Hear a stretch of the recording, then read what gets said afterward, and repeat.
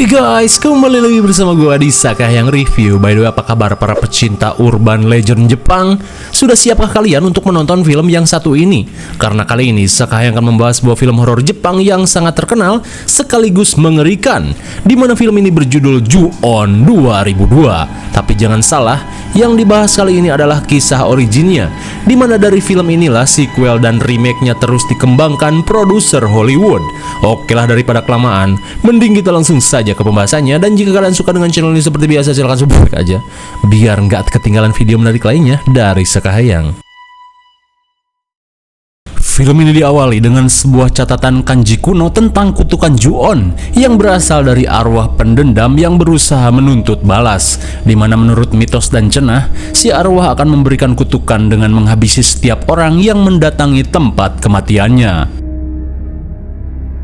Kemudian scene beralih dengan memperlihatkan suasana rumah keluarga Takeo. Di dalam rumah, seorang pria bernama Takeo terlihat berlumuran darah setelah melakukan aksi kopet pada istrinya yang bernama Kayako. Dan semua itu Takeo lakukan karena sang istri ketahuan menyelingkuhinya selama bertahun-tahun hingga memiliki seorang anak dari benih lelaki lain.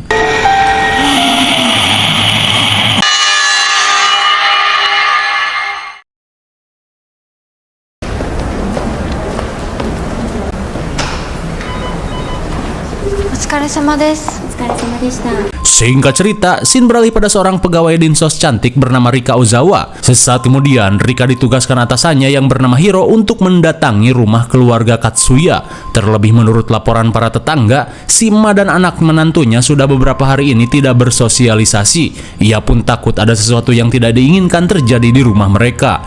Mendengar perintah tersebut, Rika yang merupakan karyawan baru tidak bisa menolak.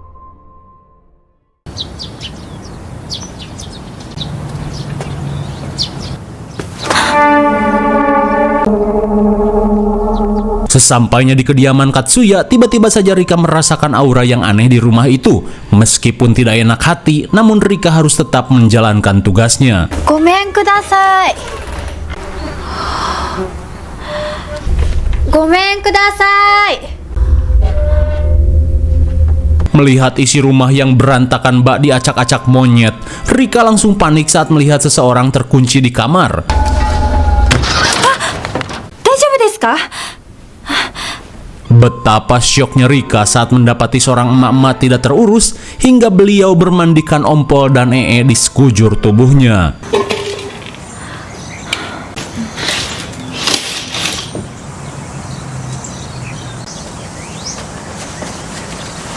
Sesaat kemudian, Rika yang heran berusaha menanyakan apa yang terjadi.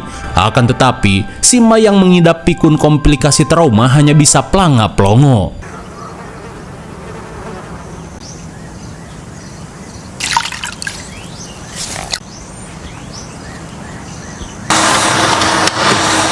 Sesaat kemudian, mau tak mau Rika pun harus membereskan seluruh rumah keluarga ini yang begitu berantakan. Hingga di tengah beres-beres, Rika pun heran saat menemukan sebuah foto keluarga yang sepertinya bukan foto keluarga ini.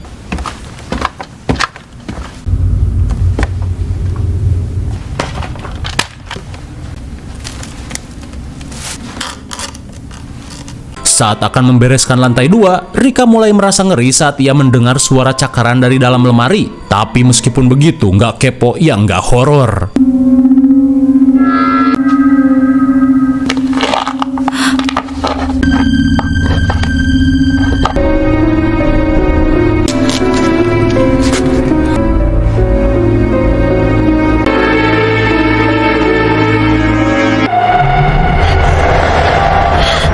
Sontak Rika pun kaget saat melihat sosok bocil yang terkurung dalam lemari. Di tengah kepanikan, Rika yang merasa si bocil merupakan korban KDRT langsung menghubungi Hiro dan memberitahukan keanehan yang terjadi. Tak cuma itu, Rika merasa jika anak itu sangat mirip dengan anak di foto keluarga yang ia temukan. Hingga setelah melaporkan hal tersebut, Rika pun berniat untuk kembali mengeceknya.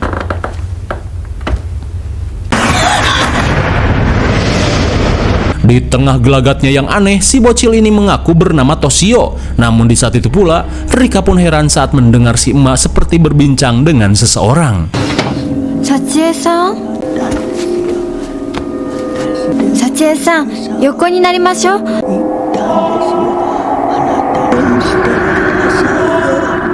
Sontak Rika pun heran saat si emas seolah memohon pada seseorang untuk berhenti menerornya.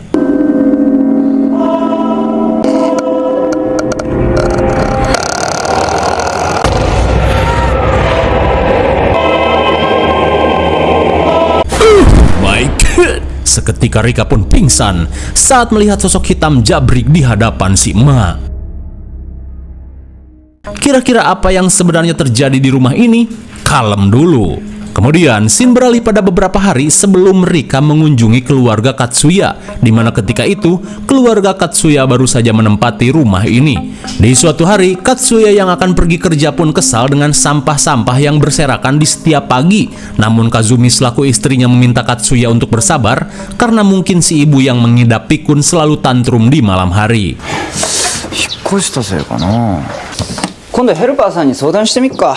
Saat akan pergi kerja, Kazumi memintanya untuk cepat pulang karena nanti malam adiknya yang bernama Hitomi akan berkunjung.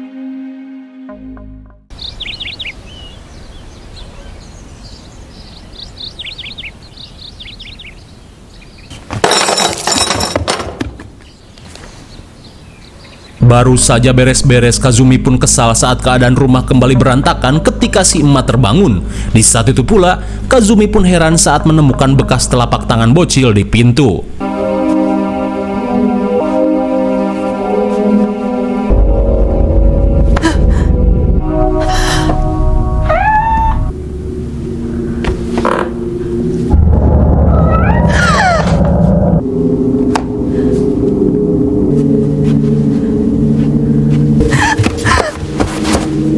Dirasa ada seseorang, Kazumi yang penasaran berusaha memastikannya.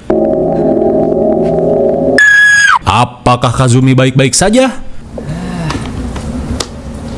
カズミ。母さん、カズミは？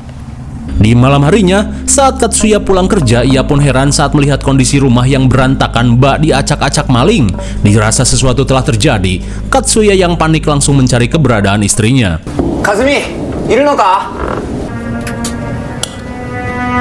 カズミ！おい！カズミ！ Setibanya di kamar, Katsuya yang melihat istrinya terkapar lemas seperti kerasukan setan pinjol bergegas menelpon bantuan.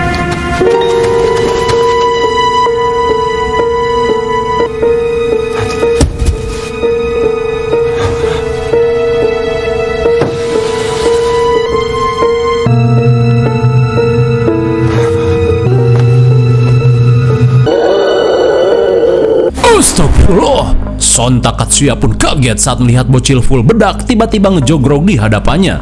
Di tengah rasa syok, Kazumi yang telat mendapat bantuan akhirnya tewas begitu saja. Begitu pula dengan Katsuya, ia yang ketakutan seperti kerasukan sesuatu. Konbanwa. Selang beberapa saat, Hitomi yang baru datang pun heran saat melihat suasana rumah kakaknya yang berantakan dan sepi. Melihat si emak yang termenung sendirian, Hitomi pun berniat untuk membuat makan malam. Namun di saat itu pula, Katsuya yang kerasukan terlihat menyembunyikan jasad istrinya di loteng.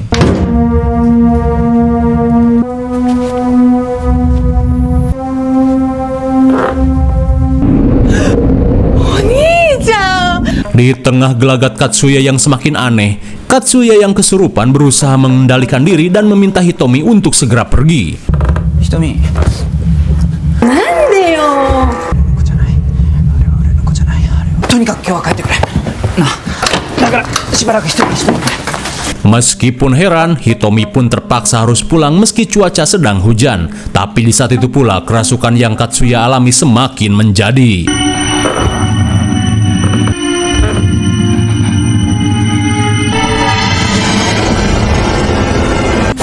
My God, rupanya teror aneh yang terjadi di rumah ini berasal dari arwah jahat Kayako yang marakayangan. Kembali ke masa sekarang, kali ini Hitomi yang khawatir berusaha menghubungi telepon rumah kakaknya, namun karena tidak ada jawaban, Hitomi pun meninggalkan pesan suara agar menelepon balik.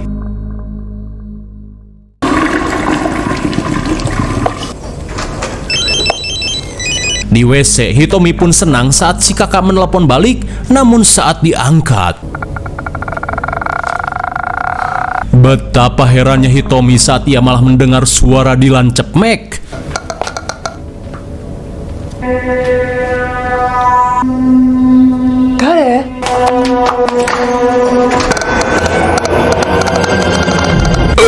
Baik. Melihat sosok jabrik mengerikan, Hitomi yang ketakutan langsung kabur. Sesaat kemudian, Hitomi melaporkan hal tersebut pada Pak Satpam. Dirasa hanya ulah gembel ngeprank, si Udin meminta Hitomi untuk menunggu.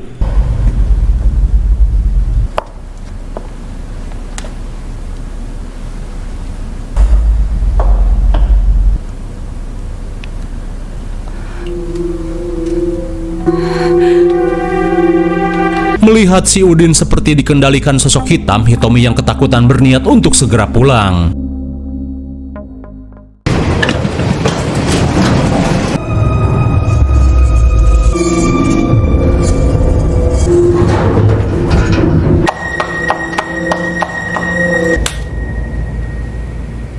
Setibanya di apartemen, Hitomi yang masih syok terlihat kepikiran dengan gantungan tasnya yang copot di WC.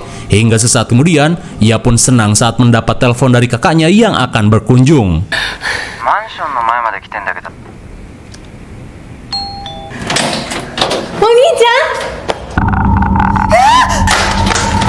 Saat kembali mendengar suara cepmek, Hitomi yang parno langsung mencabut semua sambungan teleponnya. Di tengah situasi mencekam, Hitomi berusaha memecah kesunyian dengan menonton JAV TV.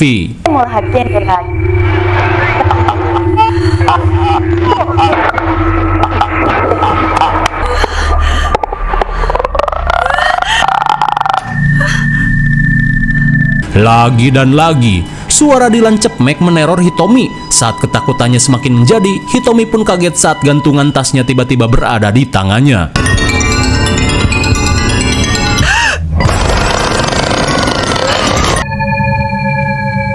Sungguh mubazir, Hitomi yang cantik dan baik hati pun tewas menjadi korban kutukan Kayako setelah ia mengunjungi rumah baru kakaknya. Di keesokan harinya, karena Rika tidak kunjung pulang, Hiro yang khawatir memutuskan untuk mendatangi kediaman keluarga Katsuya. Gomen kudasai. Oba-chan.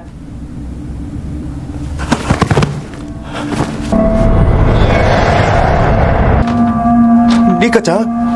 Sontak Hiro pun panik saat menemukan Rika pelanga-pelongo di hadapan jasad si emak yang tewas dengan keadaan ketakutan. Hingga di siang harinya, tim kepolisian pun datang untuk menyelidiki apa yang telah terjadi. Di tengah penyidikan, detektif Kogoro Mori mengajak Shinichi Kudo pergi ke lantai 2 saat mendengar suara telepon berdering.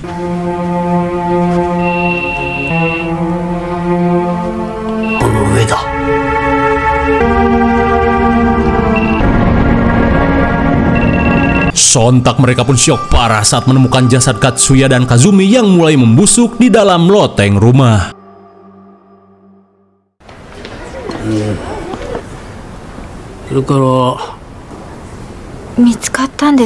Beberapa hari kemudian, Kogoro berusaha meminta keterangan pada Rika yang mulai membaik.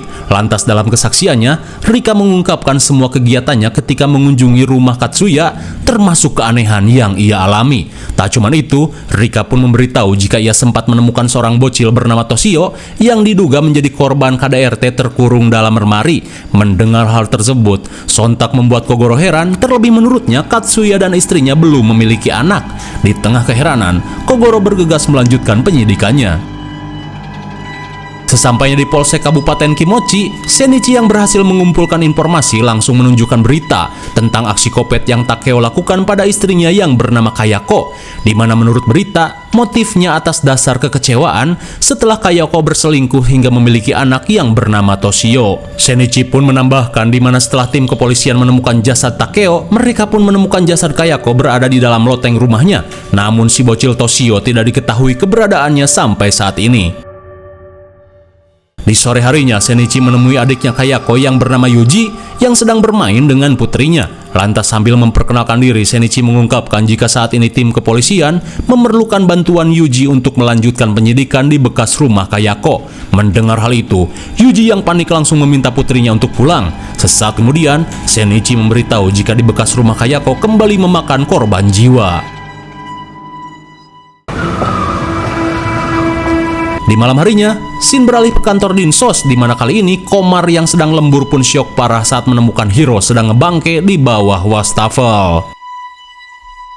Singkat waktu setibanya di Polres, sambil menunjukkan rekaman CCTV Hitomi, Shinichi dan Kogoro mengungkapkan jika setelah insiden tersebut, Hitomi dinyatakan hilang dalam apartemennya. Namun sesaat kemudian, Shinichi dan Kogoro langsung pergi saat mendapat laporan penemuan jasad Hiro.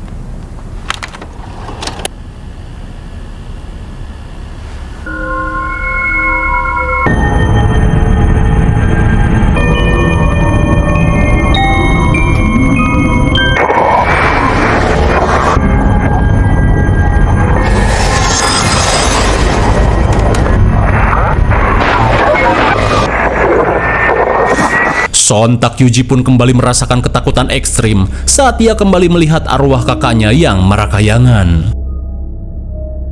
Sementara di rumahnya, Rika kembali mengalami teror yang mengerikan.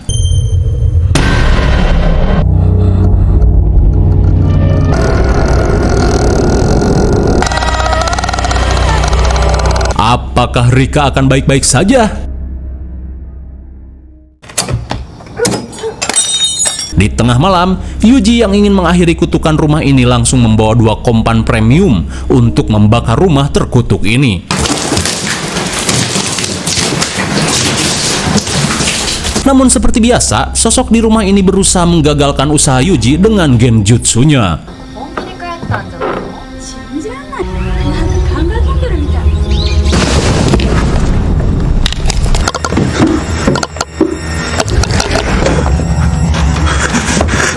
Seketika lutut Yuji pun lemah saat melihat arwah jahat kakaknya.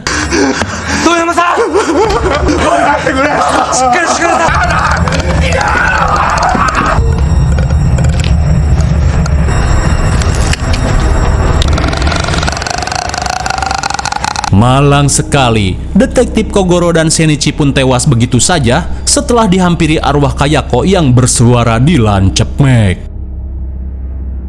Singkat cerita, 6 tahun kemudian, scene beralih pada seorang gadis cantik bernama Izumi. Setelah melihat poster ketiga temannya yang hilang secara misterius, Izumi yang ketakutan bergegas pulang ke rumah. 練馬区にある廃屋の天井裏、以前より行方不明になっていた外傷などが全くないことから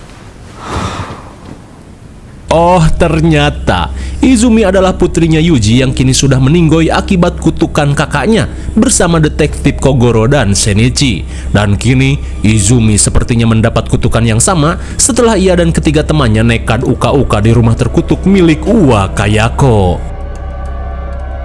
Singkat waktu, beberapa hari kemudian, 2 kewes cantik bernama Chiharu dan Miyuki berniat menjenguk Izumi setelah 3 hari tidak masuk sekolah. 泉？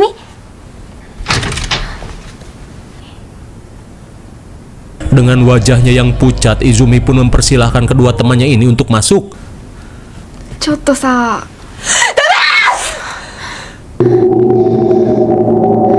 Saat kedua temannya keheranan, Izumi yang paranoid mengungkapkan jika di setiap malam ia selalu mendapat teror dari ketiga bestinya yang ditugaskan oleh Uwa Kayako untuk menjemputnya.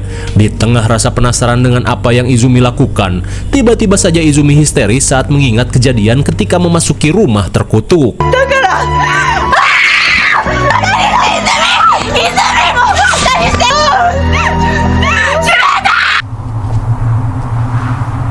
Saat akan pulang, ibu Izumi menjelaskan jika tingkah Izumi sama persis dengan tingkah ayahnya beberapa hari sebelum meninggoy. Mendengar hal itu, mereka pun terlihat khawatir.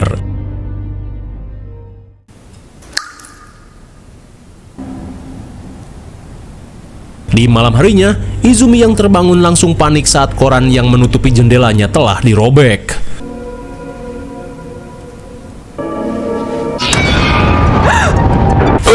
My God! Sontak Izumi pun panik saat ketiga bestinya kembali mendatanginya.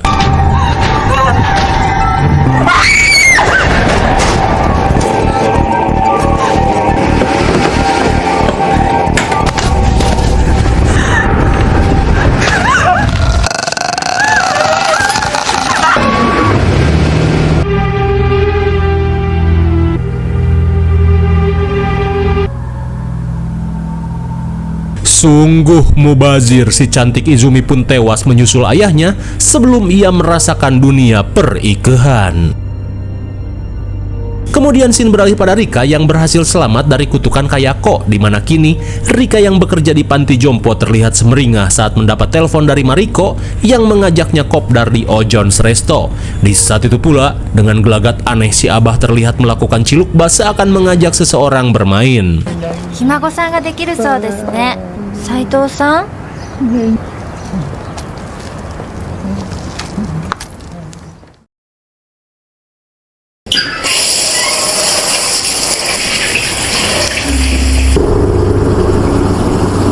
Entah kalian fokusnya kemana, yang jelas sosok Kayako seperti sengaja membiarkan Rika hidup lebih lama. Sesampainya di Ojon Resto, sambil menunggu pesanan datang, Mariko yang kini menjadi ASN guru pun curcol pada Rika tentang keresahannya pada seorang siswa yang menjadi korban KDRT, di mana Mariko mengungkapkan jika sore nanti ia akan melakukan kunjungan ke rumah muridnya itu. Namun di tengah obrolan, Rika pun heran saat melihat kucing hitam. Sontak Rika pun syok parah saat kembali melihat Toshio setelah bertahun-tahun berlalu. Sepulangnya ke rumah, Rika pun mendapat telepon dari Mariko yang memberitahu jika kini ia sedang berada di rumah murid yang dimaksud.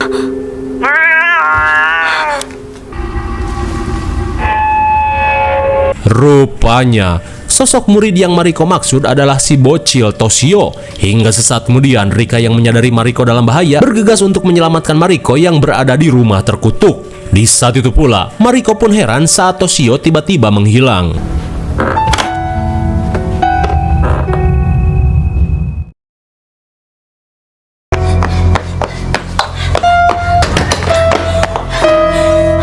Singkat waktu dengan nafas yang ngos-ngosan, Rika yang panik bergegas menerobos masuk ke dalam rumah terkutuk untuk mencari Mariko.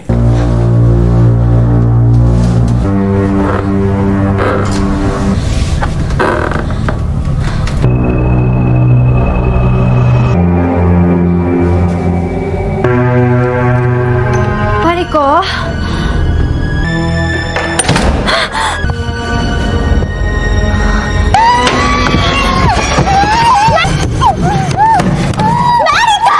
Melihat Mariko digondol ke loteng, Rika yang panik berusaha menyelamatkannya.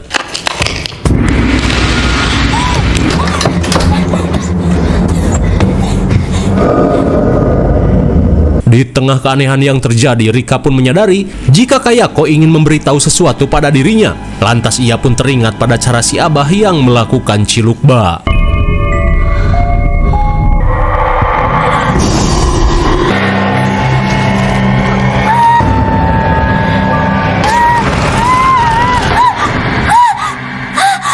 Setelah melihat wujud asli Kayako, Rika pun panik saat mendengar sesuatu yang turun dari lantai 2.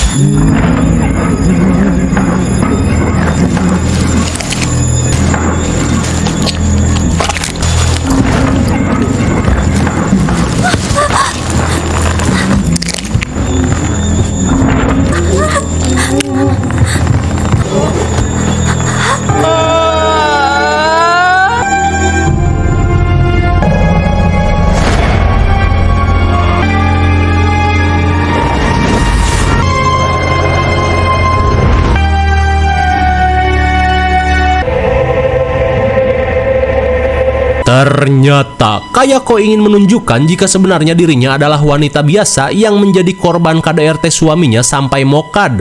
Namun sesaat kemudian, arwah Takeo yang muak dengan Kayako yang selalu melakukan playing victim langsung mendekati Rika untuk menunjukkan dosa besar yang Kayako lakukan selama hidupnya.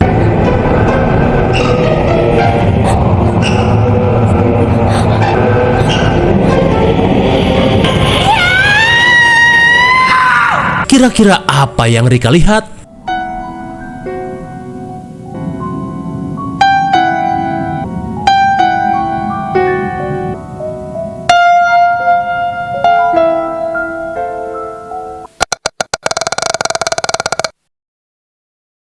Bagaimana? Mengerikan sekali bukan? Perselingkuhan yang Kayako lakukan membuat Takeo gelap mata dan menghabisi Kayako bersama bocil hasil perselingkuhannya, di mana Takeo kesal sejadi-jadinya saat ia mendapat kenyataan jika selama bertahun-tahun istrinya berselingkuh hingga anak yang selama ini ia sayangi ternyata benih titipan tetangga. Emang bagong. Dan yang lebih gobloynya lagi, si Kayako malah menaruh dendam dan meneror siapa saja yang datang ke rumahnya. Kira-kira apakah teror Kayako ini akan terus berlanjut? IMDb untuk film ini adalah 6,7 dan menurut saya yang cocok diberi nilai segitu. Mungkin segini saja review dan pembahasan film Ju-on 2002. Jangan lupa like, share, dan subscribe supaya kalian tidak ketinggalan jika ada video menarik lainnya dari Sakayang. Thanks for watching and see you on next video. Bye-bye.